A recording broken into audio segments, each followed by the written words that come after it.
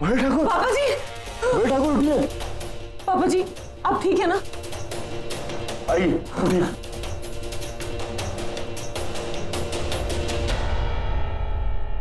औरत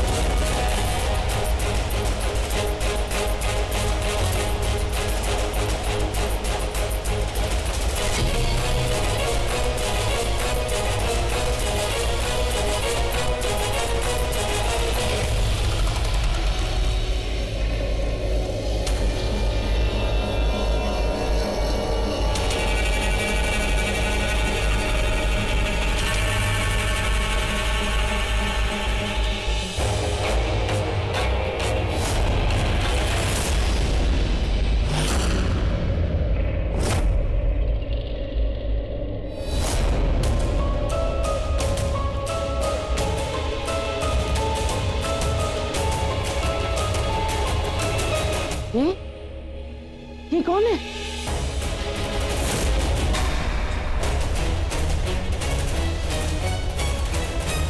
अगर ये वही बूढ़ी औरत है जो कालासुर की मदद कर रही थी, उसे हमने आज तक रामनामगढ़ में देखा क्यों नहीं? कौन है? आप ये छोड़िए, पहले ये देखिए कि ये जिंदा है या मर गई।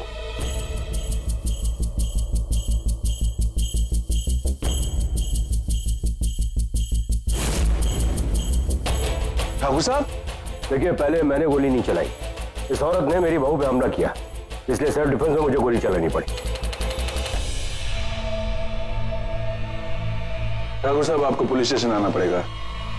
आप चलिए, मैं बाद में आता हूँ। जी।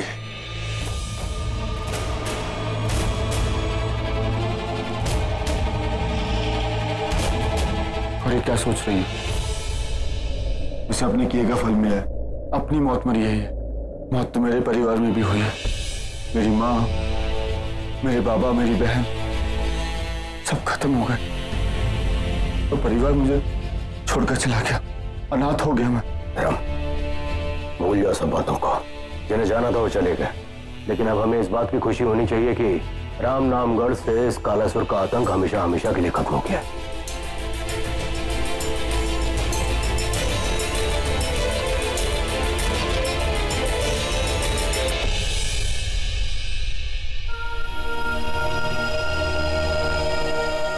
अब हमारी जिंदगी से हर डर मिट गया, हर रास्ते पर्दा उड़ गया।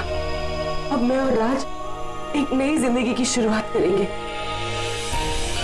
कालासुर की एक ही साथी थी जो बची हुई थी, जिसका हम सबको खौफ था।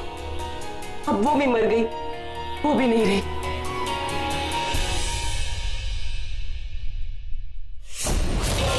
गौरी, गौरी इतनी मूर्ख है गौरी। मैं मरी नहीं हूँ, जिंदा हूँ। तेरे साथ एक ही छत के नीचे रहूंगी। तेरा जीना हराम कर दूंगी मैं। और कालासुर वो एक तांत्रिक है, तांत्रिक, और तांत्रिक कभी नहीं मरते। आज से उसके तंत्र की एक नई कहानी शुरू होगी। जिस राज के साथ जीने के लिए तू इतनी मरी जा रही है ना, तेरा वो राज अंदर से मर चुका है। अब उसकी रगों में कालासुर का खून चढ़ रहा है। काल के खून से एक और कालासुर बन रहा है। अब तू देख गौरी, 1 महीने बाद आने वाली बड़ी अमावस की रात, तेरी कयामत की रात, तेरा राज खुद एक शैतान बन जाएगा, काल बन जाएगा।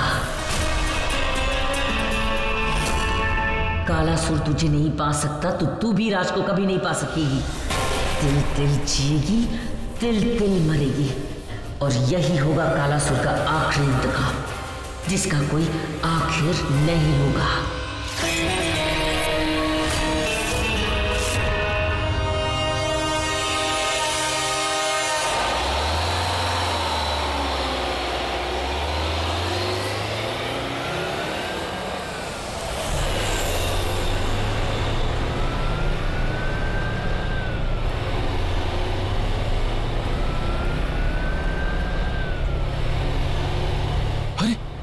ये औरत तो जिंदा है।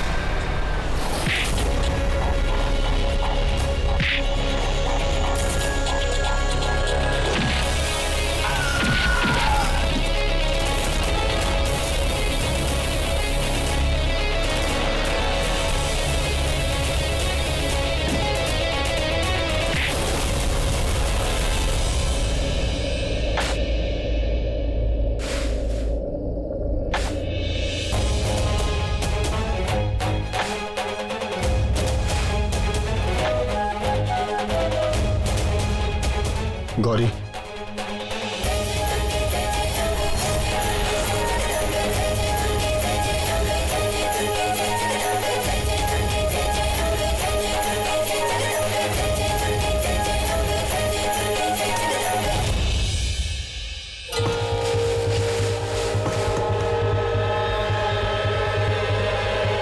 धर्म, ये ले, इस पौधे को यहां पर लगा दे।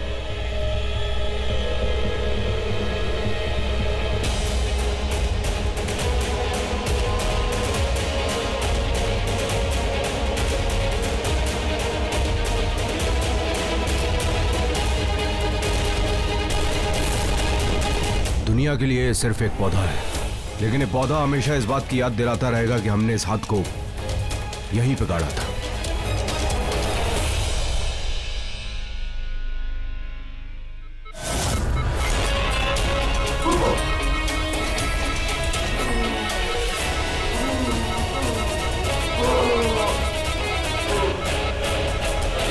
एक बात याद रखना, इस पौधे को हमने यहां पे गाड़ा था, इस बात को तुम जानती हो, तुम जानते हो और मैं जानता हूं। किसी भी चौथे इंसान को इस बात की कानो कान खबर नहीं होनी चाहिए, ना घर वालों को ना ही बाहर वालों को। आज के बाद ये राज हम तीनों के सीनों में हमेशा हमेशा के लिए दफन हो जाना चाहिए। 25 साल पहले जो खून की होली शुरू हुई थी, आज वो खत्म।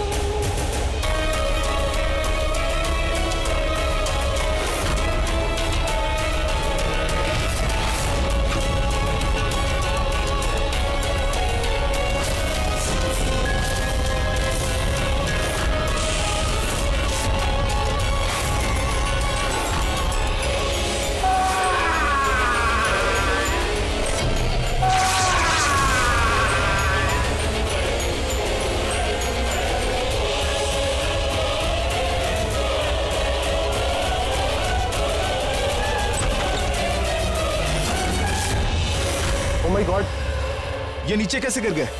नर्स, वार्ड बॉय, राज सर, उठिए राज सर।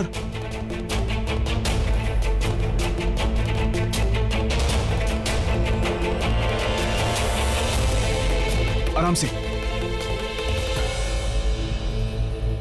डॉक्टर, मैं यहाँ हॉस्पिटल में कैसे आया? आपका एक्सीडेंट हो गया था। क्या? मेरा एक्सीडेंट हो गया था? जी, लेकिन मुझे कुछ याद क्यों नहीं आ रहा?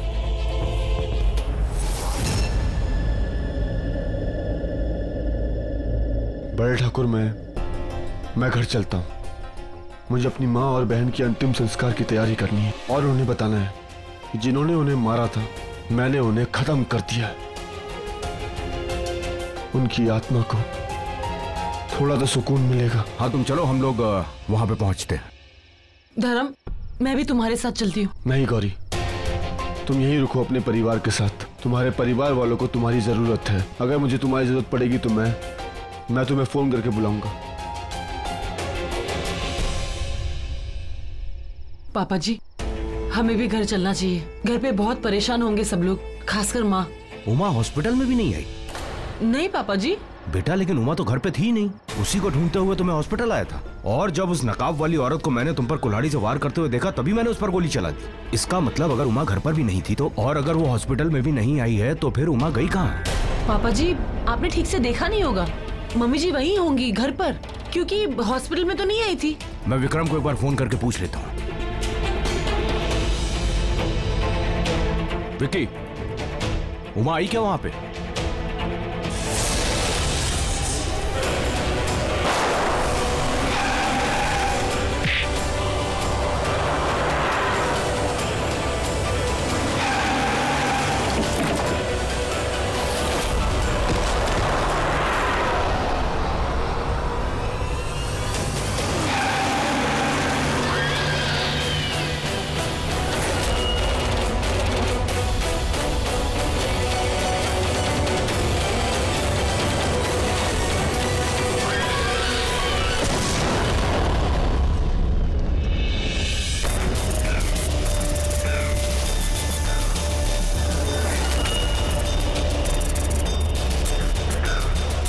को लगा कि वो कालासुर की साथी गई। कोई नहीं जानता कि उस शैतान की वो साथी यहाँ है, और वो कोई और नहीं, ठाकुरों की हवेली की उमा है।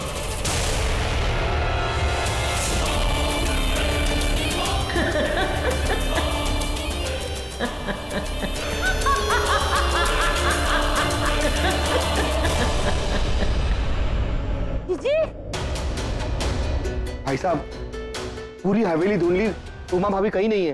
जीजी अचानक कहाँ चली गई? मुझे तो बहुत घबराहट हो रही है। जीजी ऐसे बिना बताए कभी नहीं रहती कहीं। आप जरा ढूंढिए ना, पता नहीं कहाँ होंगी, कैसी होंगी।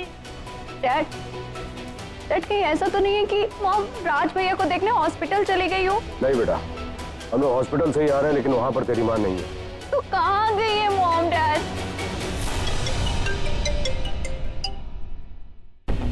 हेलो, व्हाट, कब? आप पूरी इंक्वायरी करिए। Okay, thank you.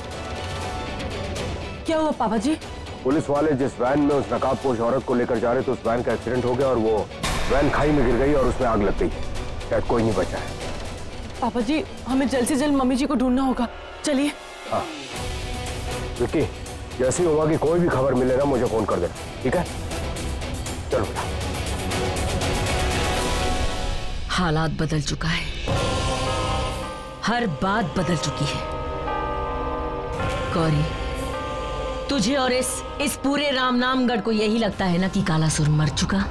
यक्षिणी मर चुकी, कालासुर की वो नकाबपोश वाली साथी मर चुकी। काल की कहानी खत्म हो गई।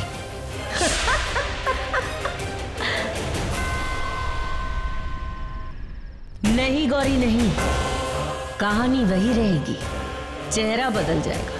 तेरे राज में काल आएगा। बस 1 महीने बाद आने वाली बड़ी अमावस को तेरा राज चलता फिरता काल बन जाएगा, शैतान बन जाएगा वो।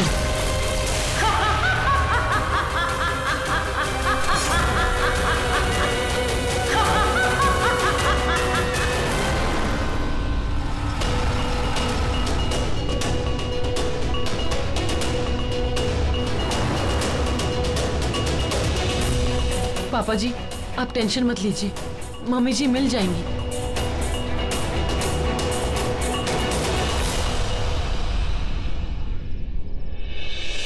आ गई ठाकुरों की बारात। उमा कहाँ है? उमा कहाँ है? उमा तो एक बेचारी सी अबला नारी, कोई भी मार के चला जाएगा, रास्ते पे पड़ी होगी। आओ पति परमेश्वर आओ, साथ में अपनी बहुरानी को भी लेकर आओ। आजा गौरी, अपनी सास की डोली ले जा। उमा, हो जा शुरू। ओहो, कितनी गंदी है।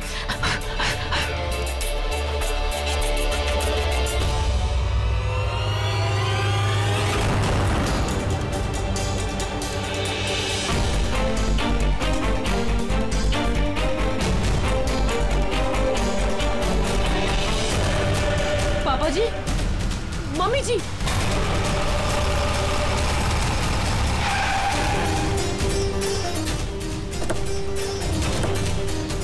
उमा, मम्मी जी, उमा, मम्मी जी, उमा, पापा जी, उमा, मम्मी जी को क्या हो गया? उमा, उमा, मम्मी जी, मम्मी जी इस हाल में यहाँ?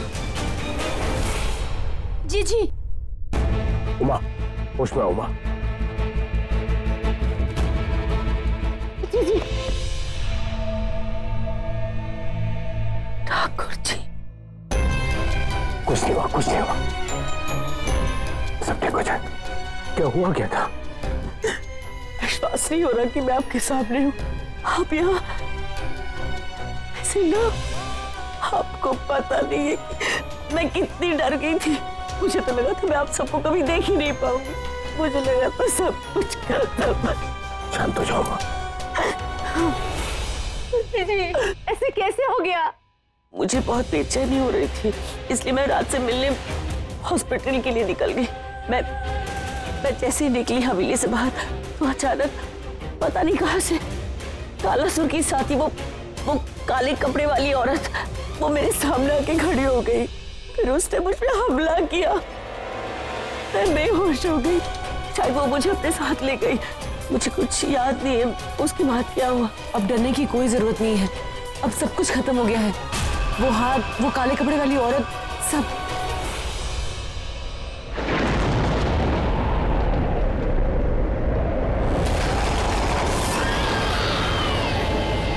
ये अचानक हवा क्यों तेज हो गई? ये मौसम क्यों बदल गया?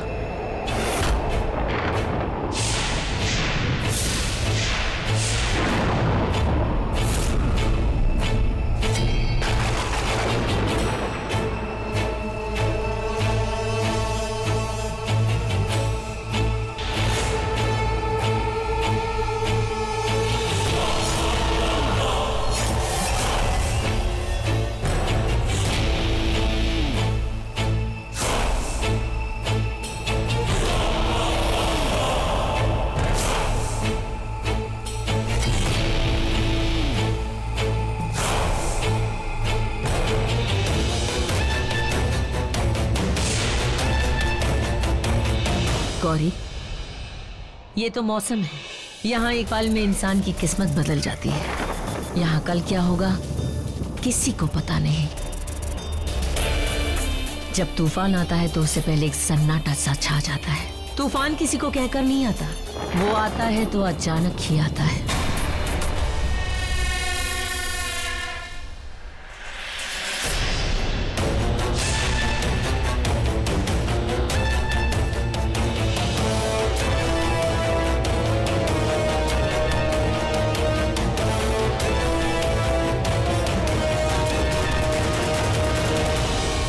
मैं बस सिर्फ एक बात जानता हूं, अब इस घर में ना तो कोई तूफान आएगा और ना ही कोई मुसीबत आएगी, क्योंकि हमारी गौरी ने हर मुसीबत का डट कर सामना किया है। अब इस घर में सिर्फ और सिर्फ खुशियां ही आएंगी। मैंने एक बात डिसाइड की, जैसे ही राज हॉस्पिटल से घर आएगा हम एक बहुत बड़ी पार्टी ऑर्गेनाइज करेंगे, सेलिब्रेट करेंगे, खुशियां मनाएंगे।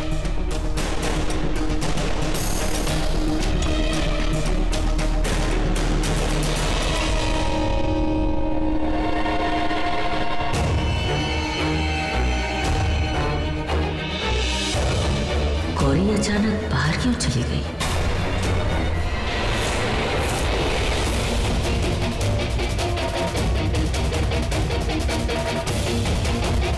यही तो था वो साया। कौन था वो?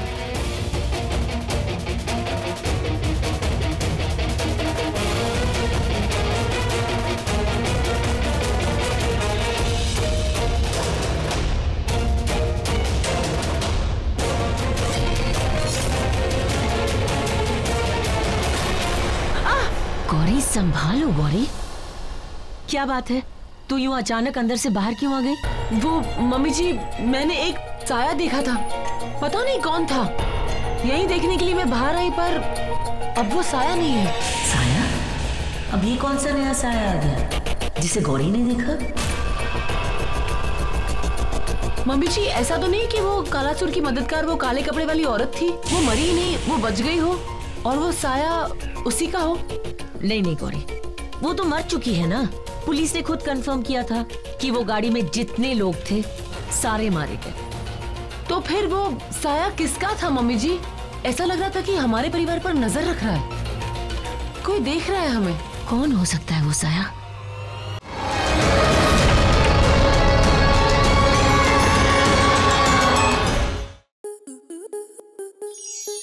आपके मनोरंजन पर अब नहीं लगेगा कोई ब्रेक। स्टार प्लस के बेहतरीन शोज देखने के लिए लाइक, शेयर और सब्सक्राइब करें स्टार प्लस यूट्यूब पेज को।